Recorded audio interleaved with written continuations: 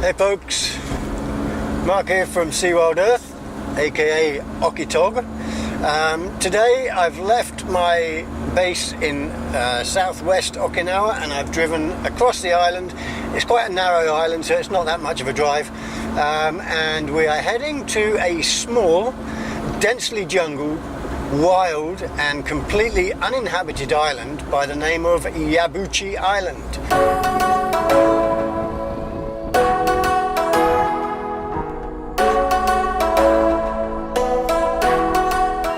We've just arrived at the end of the access road. This runs the length of the island. There is a bit of a welcoming committee. Hey kitty kitties. Who's that? Meow. If nothing else, the Japanese love their cats.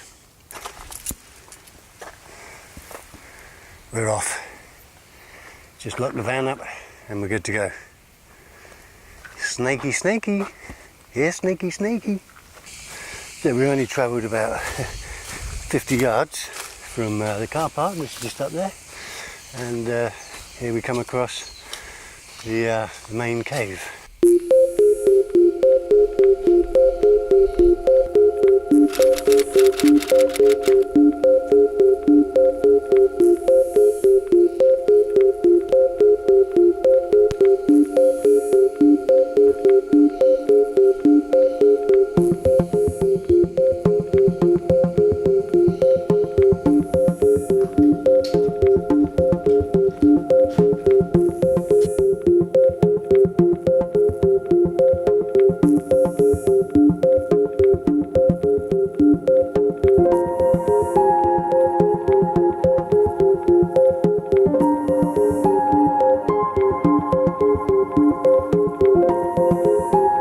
Let's get out of here.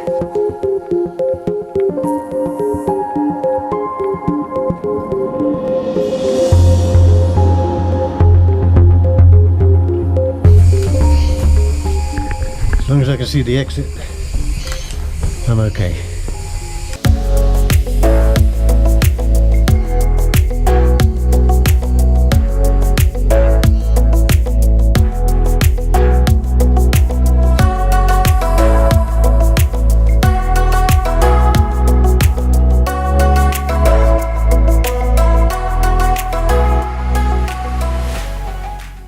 I guess this hole down here is the back side of the main cave we saw on the other side.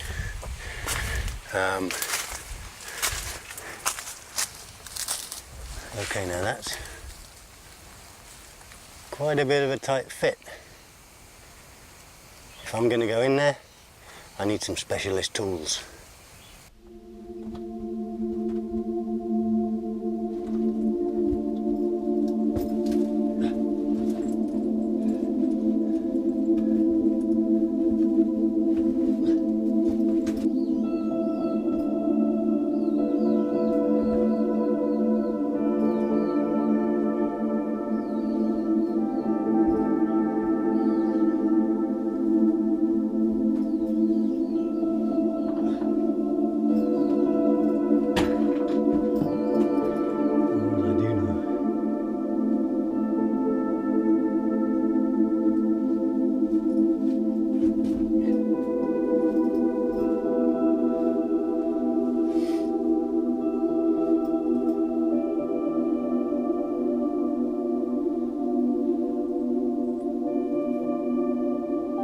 I always believe that most of the adventure is in the journey. That certainly bears true today. Awesome. Right, time to get out.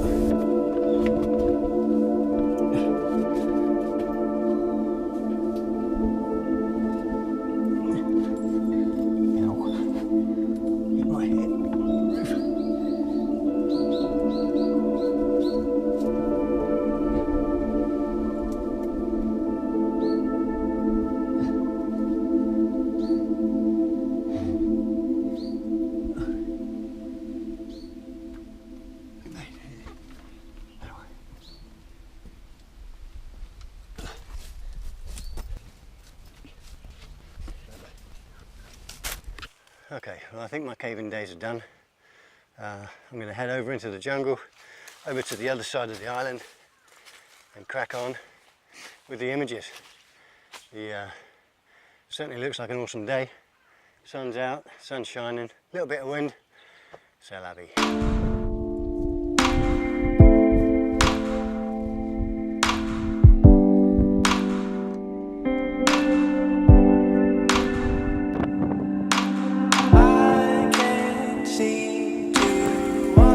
Okay, well I'm really happy with my composition. The elements that really interest me, that really draw my eye, are this chasm that we've got, this opening of the ground, that maybe I'm sitting on a very unstable part of Okinawa, but you've got this really kind of like chasm that drops off into the abyss, and you've got the mainland of Okinawa right there.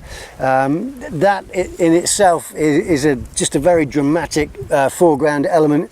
There is some vegetation, the curvature of the cliff, and of course the headland in the distance, which is pretty awesome. But it doesn't stop there, because if there's a line that goes between that headland and another small island just offshore, and then the tail end of a third island just in front of us there, and it looks like the clouds now are really starting to build up. So we're getting to the time where I need to get my filters in place. Thing is, over the last few days I've been shooting a lot of scenes with using just 2 filters. So on my filter holder I've only got 2 filter slots. Now I do have the elements that allow me to build up and place enough space for a third filter. When I do that, I've got to bear in mind that I'm shooting with a 15mm prime lens. So what that might mean is that because I can't zoom through the potential cropped corners, I may have to just crop that a bit in post. So on my composition, I have to pre-plan for those potentially cut corners. You won't really see too much through the eyepiece, you'll only see it more on the computer.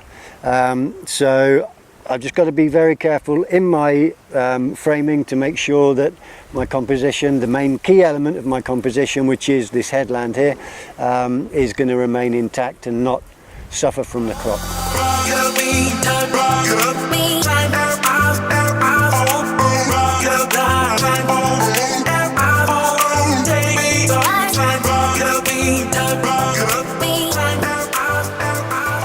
And what I'm going to do, I'm going to put a soft grad on the outside on the third filter tray.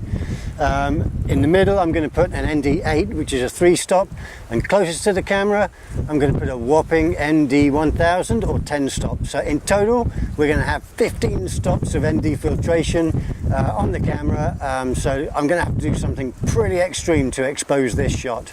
In aperture priority mode, f8, ISO 100, that gave me a metered shutter speed of 1/1000th of a second in these conditions. Okay, now when I place all of that filtration in place, I put my camera into bulb mode, because I know for sure as certain the shutter speed I'm going to be required to have is going to be greater than 30 seconds, which is the maximum default in manual mode on my camera. And sure enough, the equivalent shutter speed with 15 stops of light reduced going into the lens means that I have to then use 1 minute and 40 seconds in order to get a correctly exposed image. And I use my electronic shutter release. I plug in 1 minute and 40 on the long shutter mode. Okay, put that in place so that it doesn't sway around.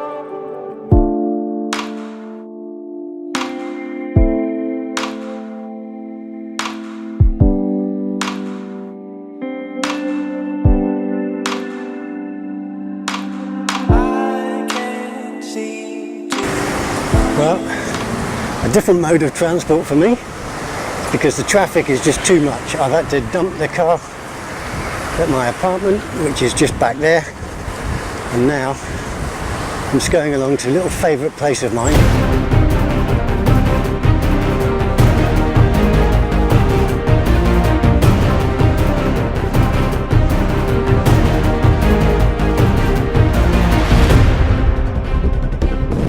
A mad rush, or mad dash.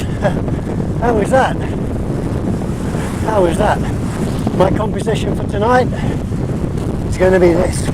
But this is just absolutely perfect for long exposure photography. All of this incredible madness of motion that you've got here, it's just absolutely perfect.